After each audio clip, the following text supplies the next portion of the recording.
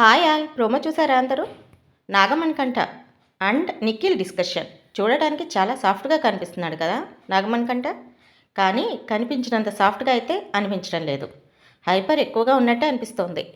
అంటే అవతల వాళ్ళు ఏదైనా చెబితే అర్థం చేసుకునే మనస్తత్వం కొంచెం తక్కువగా ఉన్నట్టు కనిపిస్తుంది. ఇక శేఖర్ భాష సోనియా ఆర్గ్యుమెంట్ ఒక చిన్న ఫైట్ అని కూడా చెప్పొచ్చు. శేఖర్ భాష ఆరెంజ్తో ఆడుతూ ఉంటాడు. అయితే అలా తినే ఫుడ్తో ఆడడం తప్పు అని సోనియా చెప్తూ ఉంటుంది. ఫుడ్తో ఆడొద్దని బిగ్ బాస్ ఏమైనా రోల్ పెట్టాడా అని శేఖర్ భాష ఆర్గ్యుమెంట్ చేస్తూ ఉంటాడు. దానికి సోనియా మనుషుల్లాగా ప్రవర్తిస్తే మంచిది అన్నట్టుగా మాట్లాడుతుంటుంది. అయితే నేను మనిషిని కాదా పశువునా అని శేఖర్ భాష రేజ్ అవుతూనే ఉంటాడు. ఇది జరిగిన సిచ్యువేషన్లో ఇద్దరి తప్పు ఉంది. ఎందుకంటే అసలు ఫుడ్తో ఆడటం అనేదే తప్పు.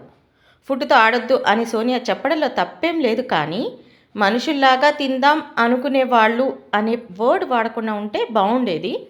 అలాంటి వర్డ్ యూజ్ చేసి ఇప్పుడు తను కూడా తప్పు చేసింది అనిపిస్తోంది.